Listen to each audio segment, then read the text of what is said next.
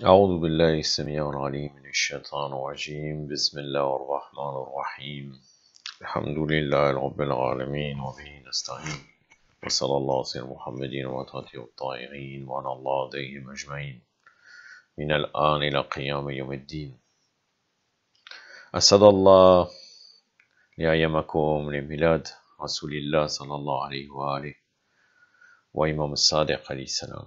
Mes félicitations pour la période de la naissance du prophète sallallahu alayhi wa alayhi, Muhammad sallallahu alayhi wa alayhi, et de l'imam Sadiq alayhi salam.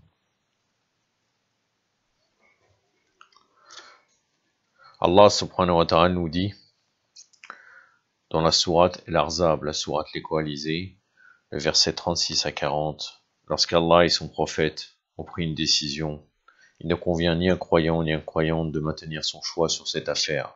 Celui qui désobéit à Allah et à son prophète s'égare totalement et manifestement. Quand tu disais à celui que Allah avait comblé de bienfaits et que tu avais comblé de bienfaits, garde ton épouse et crains Allah. Tu cachais en toi-même par crainte des hommes ce que Allah allait rendre public, mais Allah est plus redoutable qu'eux. Puis quand Zaïd eut cessé tout commerce avec son épouse, nous te l'avons donné pour femme afin qu'il n'y ait pas de faute à reprocher aux croyants au sujet des épouses de leurs fils adoptifs. Quand ceux-ci ont cessé tout commerce avec elle, l'ordre d'Allah doit être exécuté. Il n'y a pas de faute à reprocher au prophète, sallallahu alayhi wa alayhi, au sujet de ce que Allah lui a imposé conformément à la coutume instituée par Allah, pour ceux qui vécurent autrefois. L'ordre d'Allah est un décret immuable. Ceux qui transmettaient les messages d'Allah et qui le redoutaient ne redoutaient personne en dehors de lui. Allah suffit pour tenir le compte de tout. Muhammad sallallahu alayhi wa Allahumma salli ala Muhammad n'est le père d'aucun homme parmi vous, mais il est le prophète d'Allah, le sceau des prophètes. Allah connaît parfaitement toutes choses. Sadaqallahu al-aliyyul azim.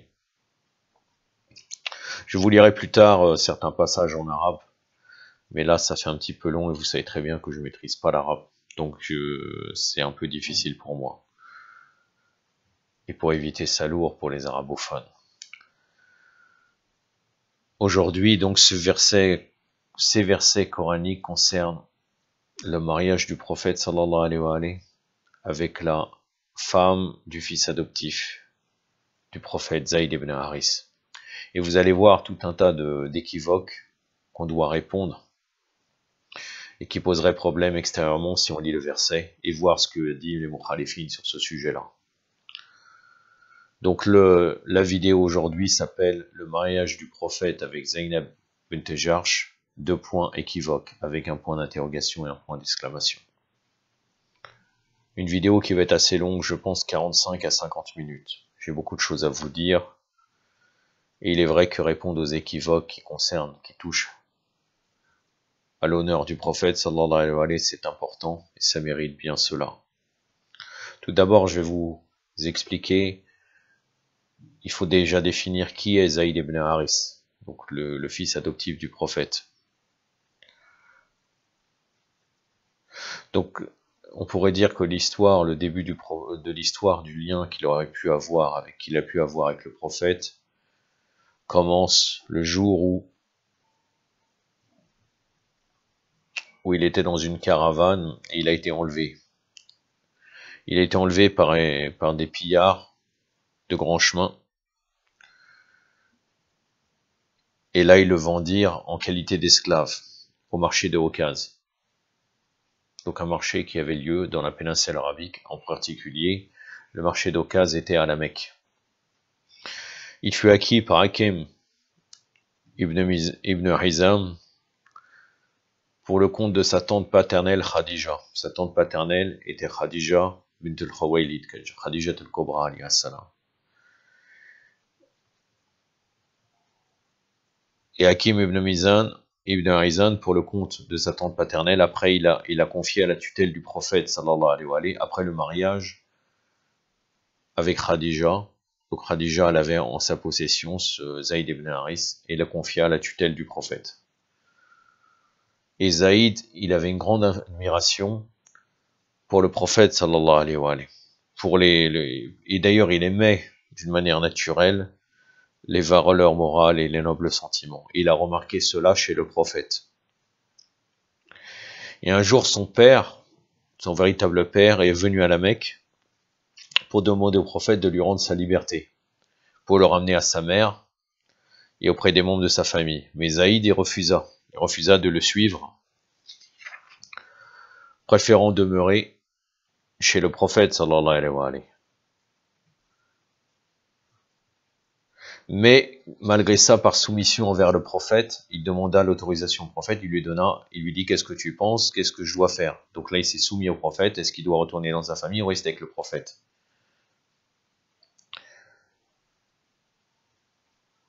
Et finalement il restera. Donc le prophète a décidé qu'il choisisse et il préfère de rester Zayd ibn Haris chez le prophète sallallahu alayhi wa alayhi. Et le prophète était très attaché à Zaïd, car il avait des bonnes qualités spirituelles, morales et sociales, à tel point que le prophète sallallahu alayhi wa alayhi en a fait son fils adoptif. Et plusieurs personnes l'appelaient Zaïd ibn Muhammad, Allahumma salli ala Muhammad, au lieu de Zaïd ibn Haris. Et pour confirmer le fait qu'il était le fils adoptif du prophète, le prophète sallallahu alayhi wa sallam, un jour devant les Quraysh, il leva le bras de Zaïd, il dit, il est mon fils et nous hériterons l'un de l'autre, ce lien. Et après, Zaïd ibn Haris tomba martyr par la suite à la bataille de Mouta. Et le prophète sallallahu alayhi wa sallam a été très perturbé par la mort de Zaïd, comme s'il avait perdu un fils. Vous trouverez cela dans des références de chez les Mukhalifin, qui s'appellent Usud al-Raba, al-Istihab et al-Isaba aussi. En grande partie dans cette vidéo, puisque je réponds au Shubat en particulier qui a été mis aux équivoques, qui a été mis sur le prophète venant des Mukhalifin, je vais utiliser les sources des Mukhalifin.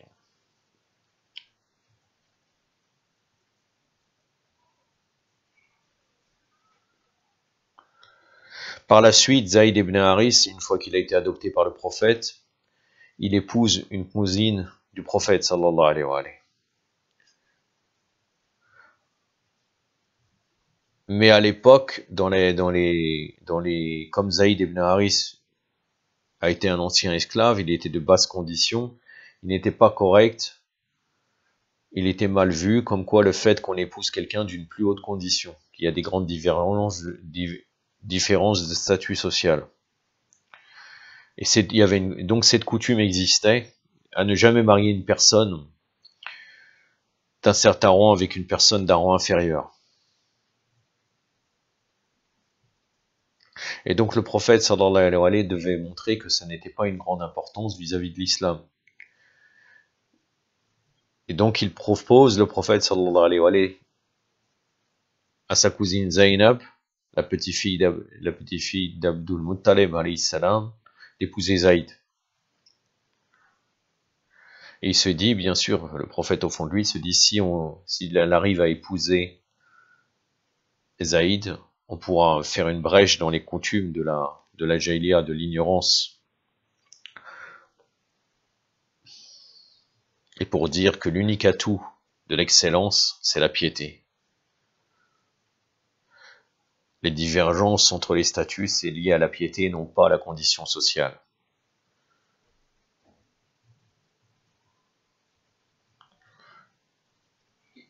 Un ancien esclave devenu le fils adoptif du prophète, donc devrait épouser, donc le prophète, il a voulu qu'il épouse quelqu'un de haute condition.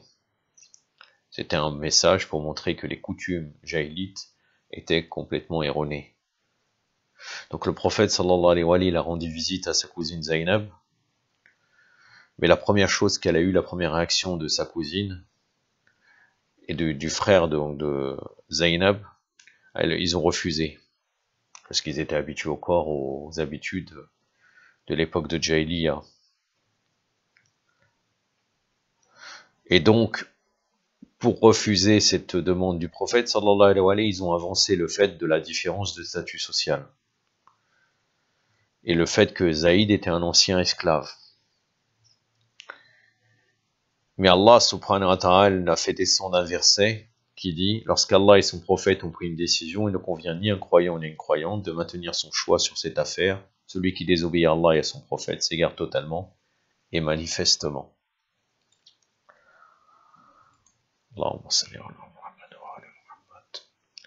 C'est la sourate 33, le verset 36, la sourate El-Ahzab. Donc des coalisés.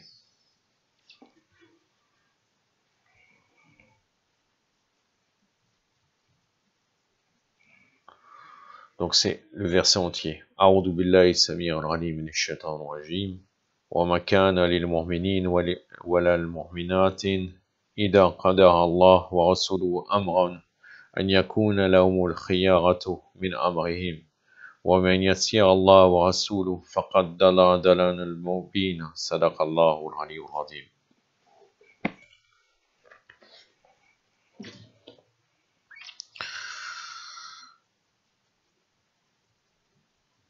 Donc, dès qu'il y a eu ce verset, Zaynab a compris et elle a choisi d'épouser Zaïd ibn Haris. Zaïd, le fils adoptif du prophète. Et comme ça, ils ont fait casser cette pratique et le mur de discrimination sociale qu'il y avait. En épousant Zaynab, en épousant l'ex-esclave, l'ancien esclave Zaïd, fils adoptif du prophète sallallahu alayhi wa sallam. Par la suite, Zaïd se sépara de son épouse. Et ça s'est terminé par un divorce. Apparemment, pour incompatibilité de caractère, ils n'avaient pas le même caractère, ils n'arrivaient pas à s'entendre. Il y a plusieurs versions, certains disent que Zaynab, de par le fait que quoi il y avait un rang familial différent, Zaynab continuellement elle reprochait à son mari. Et à cause de cela, elle a rendu la vie insupportable à Zaïd. Mais apparemment aussi, il est dit que Zaïd avait aussi une part de responsabilité dans la rupture du mariage. Apparemment, il avait une vie très renfermée sur lui-même.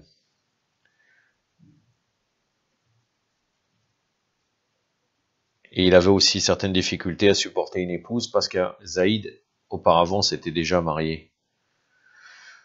Avant qu'il ait été pris comme esclave et vendu au marché d'occasion, il avait eu plusieurs mariages et divorces, donc c'était pour lui difficile de supporter une épouse, vu l'expérience, c'est connu ça. Si quelqu'un subit beaucoup de déceptions vis-à-vis de femmes et inversement d'hommes, ça devient très difficile après de supporter une personne parce qu'on repense aux anciennes expériences qu'on a eues. De toute façon, l'essentiel c'est qu'il y a eu un divorce. Je dis l'essentiel parce que c'est ça l'objectif après du message du prophète, et tout a été fait auprès d'Allah Azzawajal pour qu'on arrive à cette situation de toute façon, pour que pouvoir, puisqu'il y avait déjà un verset coranique dans la science d'Allah Azzawajal, ça devait se passer comme ça. Mais en reliant bien sûr les causes matérielles, c'est comme ça. C'est pas une histoire de destin uniquement. C'est-à-dire qu'il y a eu des causes où ils ne pouvaient pas s'entendre, il y a eu un divorce, et vous allez voir la suite, qui est le message principal de pourquoi le prophète sallallahu alayhi wa sallam a épousé Zaynab bint Jahsh. Mais au moment, bien sûr, où il a voulu divorcer, il y a une preuve aussi à travers le verset coranique, comme quoi Zaïd éventuellement était coupable par rapport à son épouse. Car le prophète sallallahu alayhi wa sallam lui a dit, garde ton épouse et crains le châtiment d'Allah. Taqillah. Ça veut dire que là, il y a une faute de sa part. Si ça aurait été que de sa femme, il n'aurait pas été dit cela.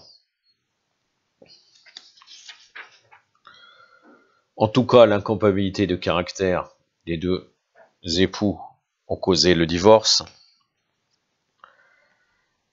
Mais bien sûr, ça ne veut pas dire qu'ils ne seraient pas des gens pieux. Des fois, il y a une différence entre le fait de... Quand on vit avec quelqu'un, ça ne veut pas dire forcément que les deux personnes auraient des problèmes de piété.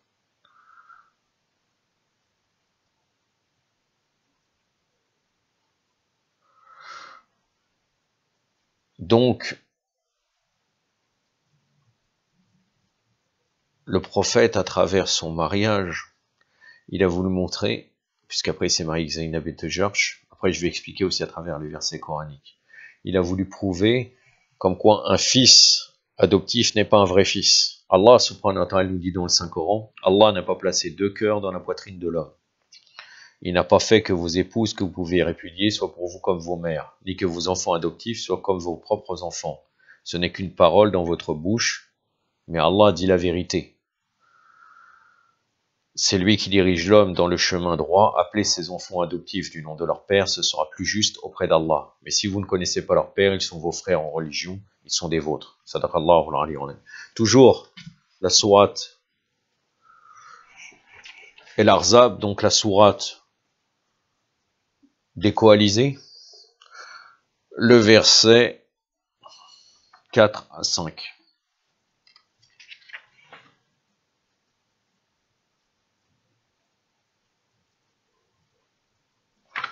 Donc c'est le verset numéro 4 en entier et le verset numéro 5 se termine au milieu du verset. أعوذ بالله السميع العليم من الشيطان الرجيم ما جعل الله لرجلا من قلبين في جوفه وجعل أزواجكم الله يتزيغون من هنا أمهاتكم وجعل هديهكم أبناءكم ذلكم قولكم بأفواهكم والله يقول الحق وهو يهدي السبيل ادعوهم لآبائهم هو أقسط عند الله فإن لا تعلموا آباءهم فإخوانهم في الدين وأموالكم صدق الله العلي العظيم.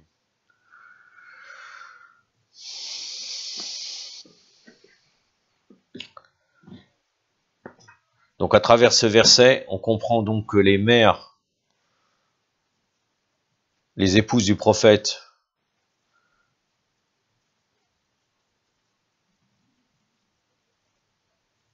non, il n'a pas fait que vos épouses, non, nos propres épouses ne sont pas nos mères, pardon, je m'excuse, et nos enfants adoptifs ne sont pas nos propres enfants à travers ce verset coranique. Mais à cette époque-là, l'enfant adoptif était considéré comme son propre enfant.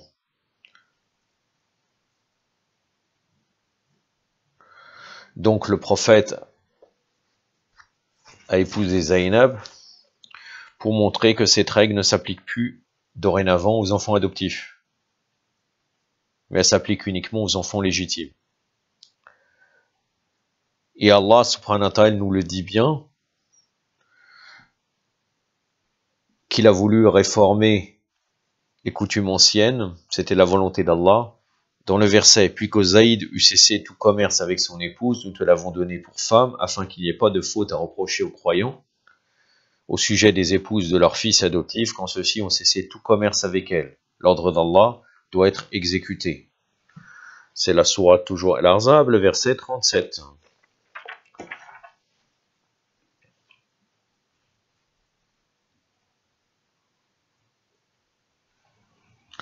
Non.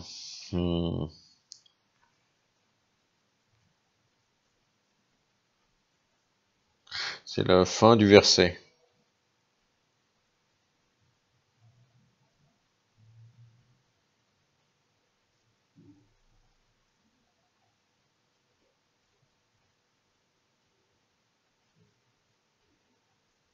أعوذ بالله السميع العليم من الشيطان الرجيم فلما قضى زيد منها وطرا زوجناكها لكي لا يكون على المؤمنين حرج في أزواج أدعيائهم إذا قضى منهن وطرا وكان أمر الله مفعولا صدق الله العلي العظيم. Donc puis que Zaïd eut cessé tout commerce avec son épouse, nous te l'avons donné pour femme afin qu'il n'y ait pas de faute à reprocher aux croyants au sujet des épouses de leurs fils adoptifs. Quand ceux-ci ont cessé tout commerce avec elles, l'ordre d'Allah doit être exécuté.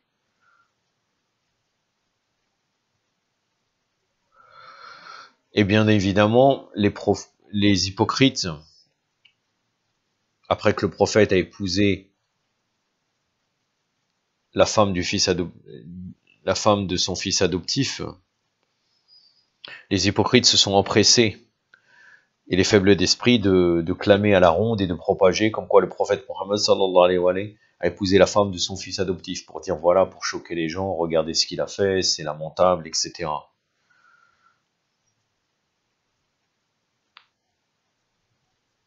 Et c'est pour ça qu'après le verset coranique est descendu, Muhammad, Allahumma salli ala Muhammad wa ali, est le père d'aucun homme parmi vous, mais il est le prophète d'Allah, le sceau des prophètes. Allah connaît parfaitement toutes choses.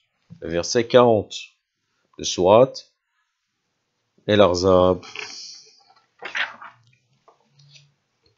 أعوذ بالله السميع العليم من الشيطان الرجيم ما كان محمدا أبا أحدا من رجالكم ولكن رسول الله وختم النبيين وكان الله بكل شيء عليم صدق الله العلي العظيم. Un verset qui est très très connu.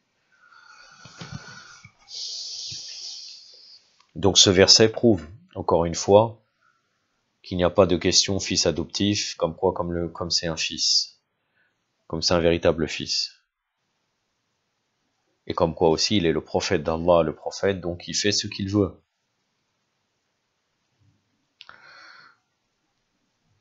Et d'ailleurs après, il y a encore d'autres versets là, vous voyez, même qui vont le verset précédent, 38 et 39, jusqu'au 40, que je vais revenir, que je viens de vous citer. Il n'y a pas de faute à reprocher au prophète au sujet de ce qu'Allah lui a imposé conformément à la coutume instituée par Allah pour ceux qui vécurent autrefois. L'ordre d'Allah est un décret immuable. Ceux qui transmettaient les messages d'Allah et qui le redoutaient ne redoutaient personne en dehors de lui. Allah suffit pour tenir le compte de tout. Mohammed n'est le père d'aucun homme parmi vous. Il est le prophète d'Allah, le sceau des prophètes. Allah connaît parfaitement toutes choses. Le verset 38 à 40. أعوذ بالله السميع العليم من الشيطان الرجيم ما كان للنبي من أرج فيما فعل الله سنة الله في الذين خلا من قبله وكان الله قدرا مقدورا الذين يبلغون رسالة الله ويخشون ليخشون عادا إلى الله وكفى بالله الحسيب وكان محمدا لا أبا أحد من رجالكم ولكن رسول الله وختم النبيين وكان الله بكل شيء عليم صدق الله العلي العظيم. Donc à travers les versets coraniques, on a compris. Maintenant, il y a d'autres shubuhat, d'autres équivoques à répondre. Puisque, bien sûr, le clan, en particulier des Bani Omeyyades, des Omeyyades, ont falsifié l'interprétation du Coran et les hadiths, en particulier à partir de Muawiyah, la'natullah alayh, pour démontrer que leur propre erreur et leur propre faute, ils les attribuent au prophète pour justifier leur acte.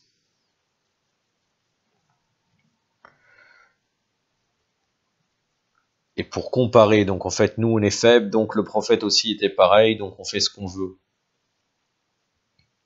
Donc ils interprètent selon leur vision sociale du monde et pour tromper les esprits faibles sur le comportement du prophète, qui bien sûr était irréprochable. Donc je vais vous donner maintenant, vous allez voir, c'est lamentable, la version en langue française de ce que a dit Tabari, l'historien, dans la version, donc dans le volume qui parle, donc c'est le livre de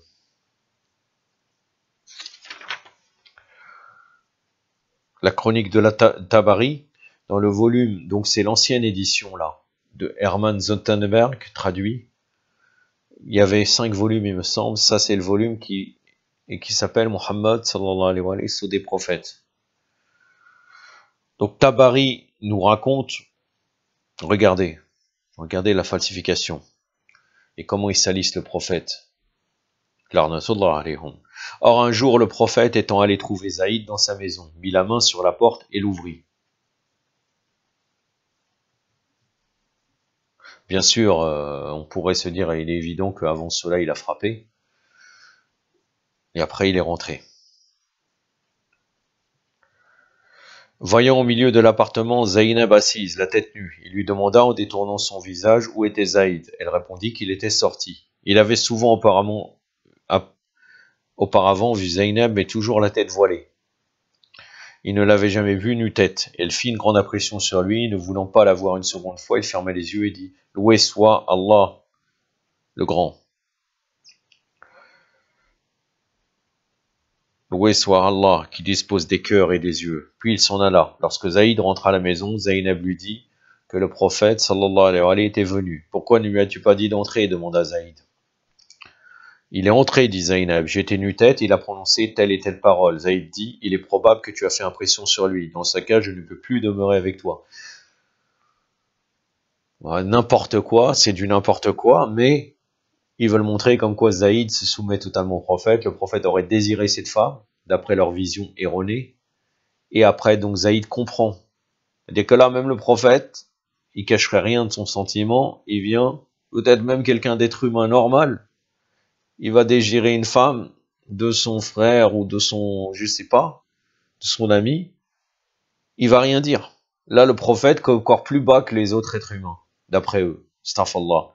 Là, il dit, il fait le louange d'Allah, et Zaïd, il est pas bête, il arrive, il comprend tout. Et là, ils veulent montrer, regardez Zaïd, un grand compagnon, il a compris, donc ça y est, il va se séparer de sa femme. Allahu Akbar. Il alla trouver le prophète et lui dit qu'il voulait répudier sa femme Zaynab. Pourquoi demanda le prophète. Quel défaut lui as-tu trouvé? Comme quoi le prophète du vice, hein, il fait du vice, il est en train de dire, mais pourquoi? Subhanallah. Aucun, répondit Zaïd, mais je ne veux plus demeurer avec elle. Le prophète dit, va, garde ta femme et crains Allah. Etc. C'est-à-dire comme quoi, le prophète, non, il cache au fond de lui, et puis etc. Et après, vous allez voir les versets coraniques, vont peut-être un peu dans ce sens-là, mais vous allez voir après, je vais faire l'interprétation, Inch'Allah, que c'est pas du tout pareil. Donc là, Tabari donne son interprétation. Il dit, le prophète était content du divorce de Zaynab, mais ne voulait pas paraître pour ne pas blesser Zaïd, afin que cela ne fût pas connu. Comme quoi il est satisfait d'un divorce. Et les versets coraniques qui disent le divorce, ça fait trembler le trône d'Allah, que la chose la plus détestable, c'est le divorce. Et là, il est content, il dit, voilà, maintenant je vais aller vers cette femme. Allahu Akbar, quel prophète, on a le même prophète. J'avais fait une vidéo qui dit, avons-nous le même prophète que les mukhalifin? Mon objectif, c'était de montrer qu'on n'a pas le même prophète. Et on a la même religion, sincèrement. Quelle religion, ça? Allahu Akbar. Donc Zaïd le quitta. Donc là, Tabari nous dit, le prophète était content du divorce de Zaynab, mais il ne voulait pas paraître pour ne pas blesser Zaïd, afin que cela ne fût pas connu. Zaïd le quitta et répudia Zaynab. Celle-ci, lorsque le terme légal fut passé, envoya une personne vers le prophète et lui dire, Zaïd m'a répudié à cause de toi, afin que tu m'épouses. Allah. Et donc là, la femme donc ça, cette femme qui est soit peut-être pieuse, hein, la cousine, hein, du prophète, sallallahu alayhi wa alayhi, là, ça y est, elle lui dit, voilà, c'est à cause de toi. Franchement, des histoires de, je sais pas de quoi, de commérage, de n'importe quoi qu'on trouve dans n'importe quelle famille de bas étage. Voilà, c'est très bien, bravo. Vraiment, vous honorez le prophète. Donc ça, c'est dans Mohammed sceau des prophètes, chronique de Tabari, en français, traduction d'Hermann Zintenberg, édition Saint-Bad, page Paris 1980. Maintenant, il a été réédité dans une plus grosse édition, il est trouvable dans n'importe quelle librairie islamique. Page 221 et suivante. Et vous voyez là quand même, parce que mon argumentation est en particulier basée sur aux auteurs des Mukhalifin, pour répondre à cet équivoque. Il y a certains savants des Mukhalifin comme Fakhr al-Razi, Haloussi, ils ont apporté tous les éléments pour contredire cette version. Et pour montrer que c'était des récits inventés et faux.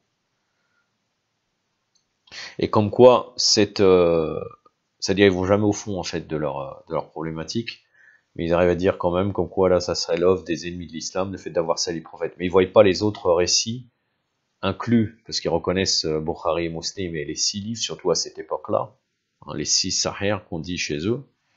Ils ne voient pas aussi les problématiques qu'il y a dans leurs récits ailleurs. Mais là, voilà, effectivement, là, ils ont réussi. Ils ont été un peu guidés dans ce point-là. Ils ont réussi à dénoncer. Ils disent que c'est l'œuvre des ennemis de l'islam. Ils vont apporter une contradiction.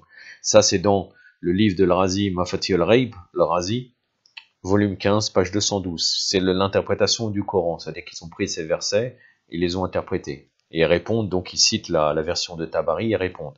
Hal aussi, c'est Rou al-Ma'ani, chapitre 22, page 23 et 24.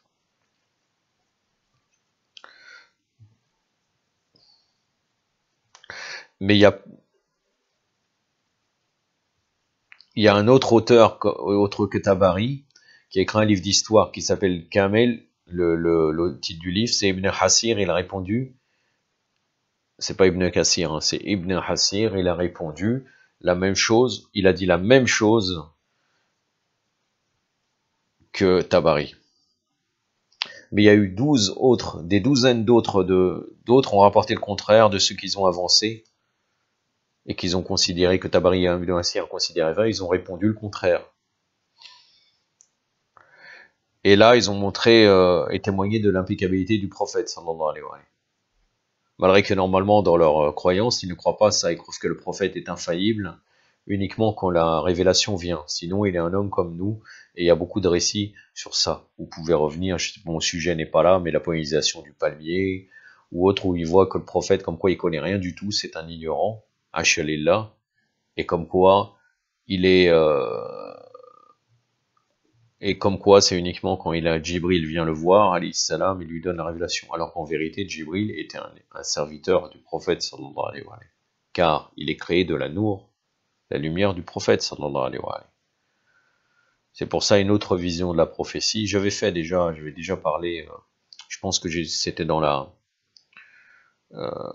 une vidéo que j'ai appelée la mission prophétique, du prophète, sallallahu alayhi wa sallam.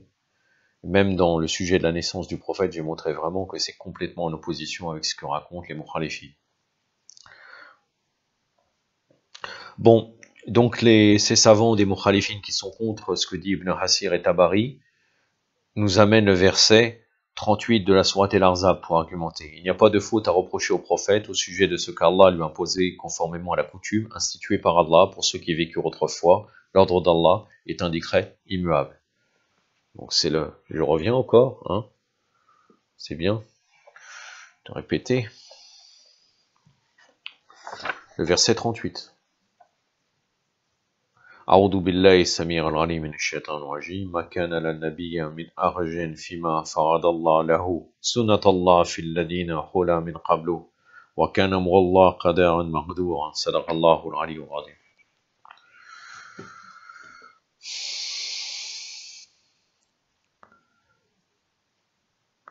Donc, comme ces versets concernaient le mariage du prophète avec Zaynab bint Jahsh, sa cousine, ce verset montre que le but c'était de cesser la mauvaise habitude d'accorder les mêmes droits aux fils adoptifs.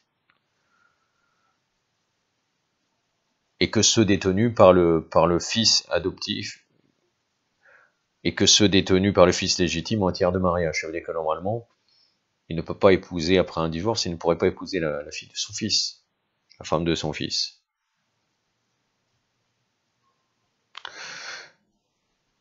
Et d'ailleurs là, comme on voyait, donc le fils adoptif ne pouvait pas, l'épouse du fils adoptif ne pouvait pas se marier avec celui qu'il avait adopté.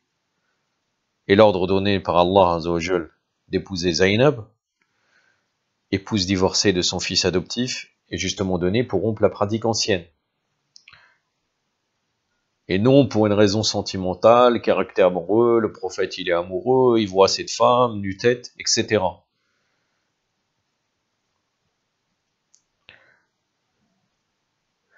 Et d'ailleurs, à l'époque, dès les premiers temps de l'islam, personne n'a réfuté cette loi. C'est-à-dire qu'ils ont compris après que le prophète, c'était quoi la sagesse, mis à part quelques hypocrites qui disaient Mohammed a épousé la femme de son fils adoptif.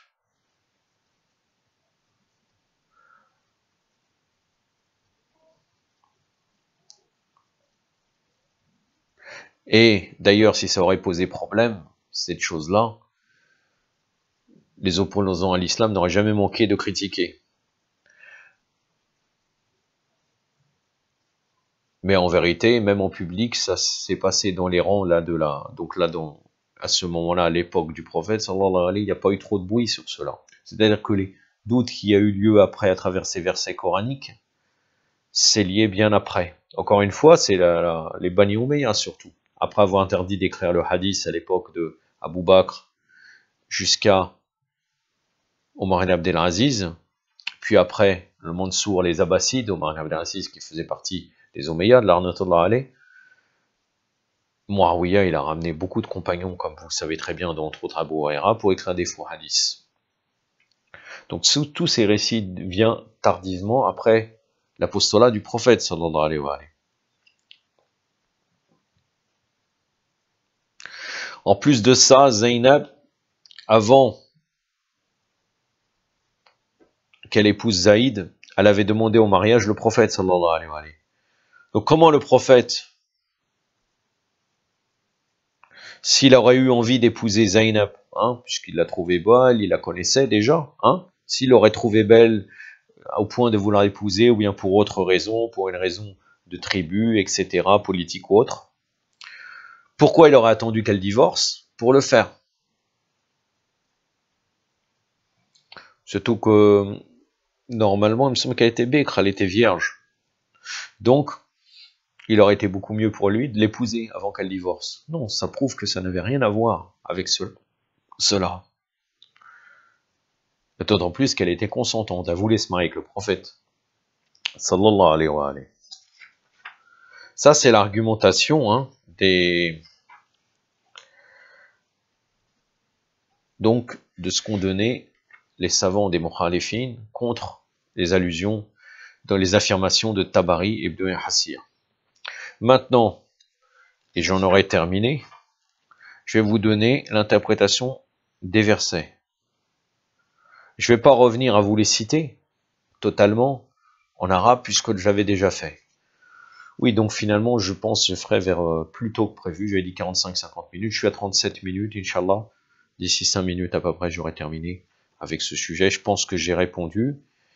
Après, si des gens auraient des questions, ils peuvent les poser dans les différents supports sociaux que je vais de partage que je vais les mettre.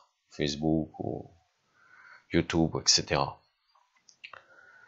Donc voilà, maintenant l'interprétation des versets. Donc quand tu disais à celui que Allah avait comblé de bienfaits et que tu avais comblé de bienfaits, garde ton épouse et crains Allah. Tu cachais en toi-même, pas craindre des hommes, ce que Allah allait rendre public. Mais Allah est plus redoutable qu'eux. Puis quand Zaïd cessait tout commerce avec son épouse, nous te l'avons donné pour femme, afin qu'il n'y ait pas de faute à reprocher aux croyants au sujet des épouses de leurs fils adoptifs, quand ceux-ci ont cessé tout commerce avec elles. L'ordre d'Allah doit être exécuté. Donc la sourate les coalisés, le verset 39. Bon, quand tu disais à celui qu'Allah avait comblé de bienfaits, que tu avais comblé de bienfaits, garde ton épouse et crains Allah. Il n'y a rien à dire concernant cette partie. Ça veut dire que là, le prophète est en train de lui dire, tu ne peux pas divorcer, garde ton épouse, c'est mieux, et crains Allah, parce que peut-être il a vu un mauvais comportement qu'on l'a vu. Tu cachais en toi-même par crainte des hommes ce qu'Allah allait rendre public. Donc là, ça pose la question suivante. Auparavant, le prophète sallallahu alayhi wa sallam a répondu à Zaïd en lui disant, garde ton épouse. Donc, qu'est-ce que le prophète allait rendre public? Que cachait-il qui allait rendre public? Allah, puisque là, Allah Azzawajal dit clairement que Allah allait rendre public.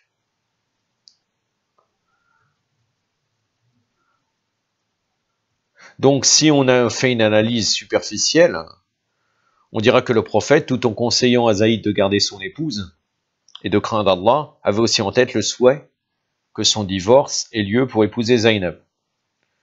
Mais une telle analyse du texte n'est pas correcte. Car si le prophète sallallahu alayhi wa sallam veut penser de cette façon, une autre question se pose. Pour quelle raison Allah Azzawajal ne lui a-t-il pas révélé cette façon de penser dans un autre verset? Puisque dans le verset, il est dit que Allah Azzawajal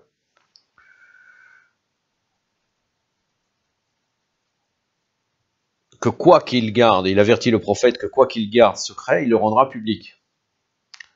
Les savants de Ahlul Bayt, alayhim salam, et je vous donnerai les références, que le prophète sallallahu alayhi wa sallam gardait secret ce qui lui était déjà révélé, le fait qu'il allait épouser la femme de son fils adoptif. Donc, ce qui avait été révélé au prophète, c'est le fait que Zaïd allait divorcer de son épouse et que Allah Azzawajal, il lui sera ordonné de l'épouser à son tour pour que ce mariage serve d'exemple à la réforme d'une coutume erronée. Comme il était interdit d'épouser une femme qui a été la femme de son fils, vu qu'il était divorcé. Et donc le prophète sallallahu alayhi wa sallam savait très bien, par Allah, de ce qui allait advenir du mariage de Zaïd. Mais par pudeur à son égard, et parce que il faut se comporter d'une manière extérieure pour que ça soit un exemple pour les gens, le prophète garde à secret ce qu'il connaissait déjà, sallallahu alayhi wa sallam. Mais de toute façon, il savait très bien qu'Allah Azzawajal, à travers les versets coraniques, allait le rendre public. C'est-à-dire qu'après, il allait avoir éventuellement un scandale. Mais de toute façon, les versets coraniques étaient là pour confirmer la justesse du comportement du prophète avec les ordres d'Allah Azzawajal. Et d'ailleurs, cette présentation des faits est confirmée par une partie du verset. Puis quand Zaïd eut cessé tout commerce avec son épouse, nous te l'avons donné pour femme, afin qu'il n'y ait pas de faute à reprocher aux croyants au sujet des épouses de leurs fils adoptifs, quand ceux-ci ont cessé tout commerce avec elles. Quand elle a parti, par crainte des hommes, ce qu'Allah allait rendre public, Allah est plus redoutable qu'eux, cette partie est claire, et elle indique qu'il n'y a pas lieu de craindre les hommes, mais Allah seul. Elle peut être considérée comme un rappel qui n'a que les ordres d'Allah à suivre.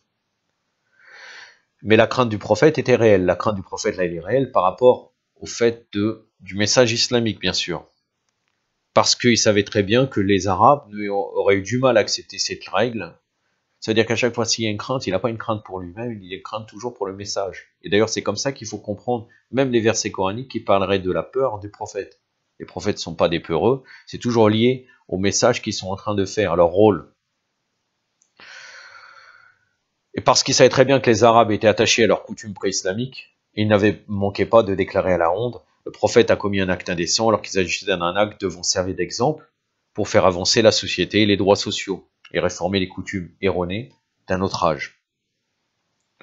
Donc là, Allah Azzawajal lui dit, ne crains rien, de toute façon, Allah Azzawajal, je vais te soutenir par des versets coraniques.